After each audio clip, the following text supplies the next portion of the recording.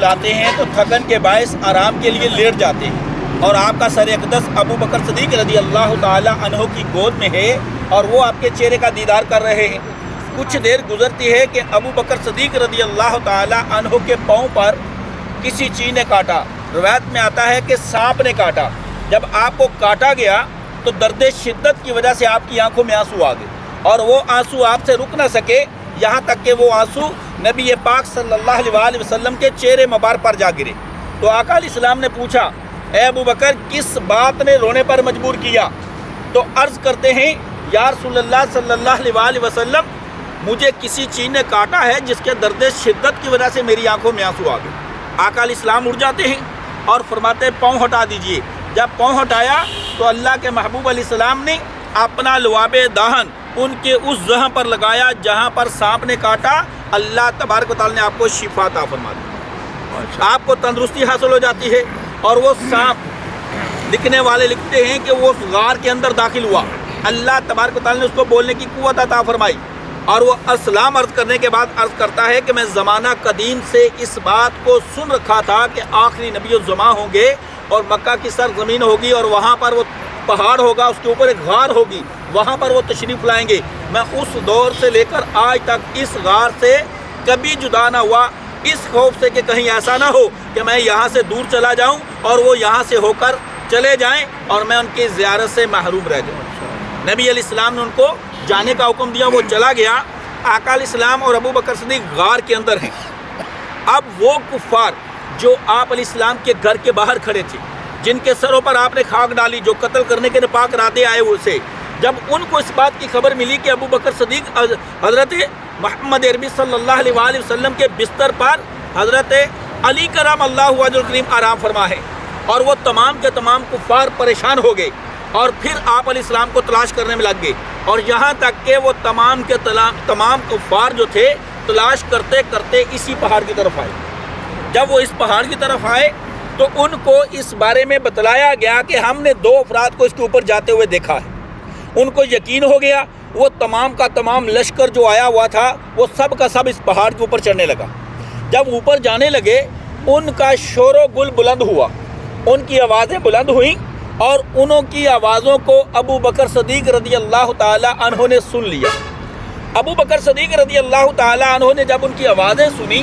تو ابو بکر صدیق رضی اللہ تعالی عنہ نبی پاک صلی اللہ علیہ وسلم کی بارگاہ میں عرض کرتے ہیں، یا رسول اللہ صلی اللہ علیہ وسلم، ایسا لگ رہا ہے جیسا کہ کچھ لوگ اس پہاڑ کے اوپر آ رہے ہیں، اور جب اوپر آ کر وہ غار کے سامنے کھڑے ہو کر ہم کو دیکھیں گے تو ہم کو پکڑ لیں گے، گرفتار کر لیں گے۔ یہ ابو بکر صدیق آپ سے التجا کر رہے۔ اللہ تبارک و تعالیٰ کے محبوب علیہ السلام نے ابو بکر صدیق کو تسلی دیتے ہوئے آپ نے کیا ارشاد فرمایا؟ فرمانے لگے، اے ابو بکر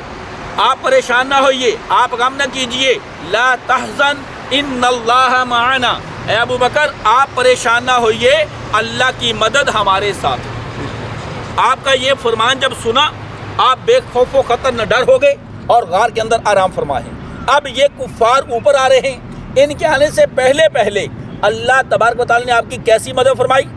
اللہ تبارک و تعالیٰ نے مکڑی کو حکم دیا، اے مکڑی تم غار کے منہ کے آگے جالا بن دو۔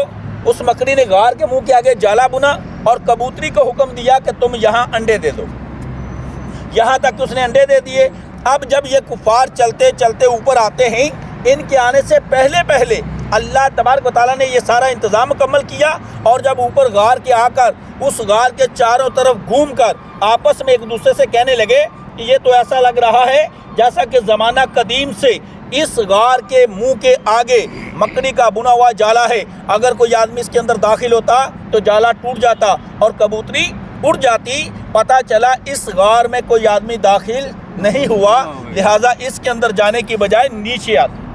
حتیٰ کہ وہ تمام کے تمام کفار اس غار کو دیکھ کر نیچے آ گئے۔ میرے اور آپ کے پیارے آقا صلی اللہ علیہ وسلم اس غار میں 3 راتیں قیام فرما رہے ہیں، اور آپ علیہ السلام کو اس دوران کھانا لا کر دینے والی حضرت اسما بنت ابی بکر رضی اللہ تعالی عنہما ابو بکر صدیق کی صاحبزادی تھی، جو حرم پاک سے آپ کے لیے کھانا لے کر یہاں پر آیا کرتی تھی، اور ان کی عمر اس وقت بیان کی جاتی ہے 12 سے 13 سال بیان کی جاتی ہے۔ اور وہ یہاں پر کھانا لے کر آئی، اور آقا علیہ السلام جن کے ساتھ آپ کا یہ معاہدہ ہوا مکہ سے مدینہ جانے کا، اسی عرابی کے ساتھ 4 افراد پر مشتمل قافلہ آپ کی قیادت میں مکہ کے ان پہاڑوں کو کراس کرتا ہوا مدینہ المنورہ کی طرف روانہ ہوا۔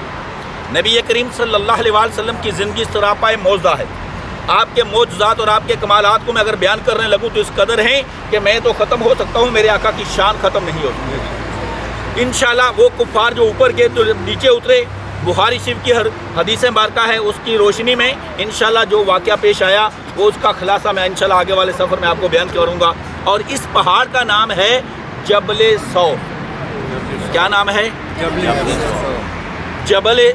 عربی کا لفظ ہے، اردو میں پہاڑ کو کہتے ہیں، اور ثور بھی عربی کا لفظ ہے، اردو میں بیل کو کہتے ہیں۔ جس طرح گائے کا بیل ہوتا ہے، اس کی گردن اور کمر کے بیچ میں کوہان ابری ہوتی ہے، اس کوہان کی شکل، اس غار کی شکل ایک طرح ہے، اس کی نسبت سے اس کا نام ثور رکھا گیا۔ اور یہ سامنے دیکھیں 2 بڑے بڑے پتھر ہیں، پتھروں کے بیچ میں ذرا غور سے دیکھیں، حاجی آپ کو نظر آ رہے ہیں، چھوٹے چھوٹے حاجی نظر آ رہے ہیں حرکت کرتے ہوئے بھی، اور تھوڑا نیچے دیکھیں گے تو وائٹ کپڑوں میں بھی آپ کو نظر آئیں گے، وہ نیچے بالکل جاتے ہوئے نظر آ رہے ہیں، چھوٹے چھوٹے حاجی اوپر جاتے ہوئے نظر آ رہے ہیں، غور سے دیکھیں تو آپ کو نظر آئیں گے۔ اور اس پہاڑ کی دونوں پتھروں کو آپ کراس کریں گے، کراس کر کے تھوڑا آگے جائیں گے، وہاں پر غار ہے جس کا نام غار ثور کہا جاتا ہے، اور اس کی بلندی جو اوپر تحریر کی گئی ہے 5413 فٹ کی بلندی پر ہے۔ جانے اور آنے میں جو ٹائم چاہیے وہ کم از کم 2.5 سے 3 گھنٹے کا چاہیے۔ جوان آدمی چڑھ سکتے، ہم جیسے چڑھ بھی نہیں سکتے۔ یہ تو جذبے کی بات ہے، اکثر جو اوپر گئے ہیں وہ پورے گئے ہیں، جو وہاں تو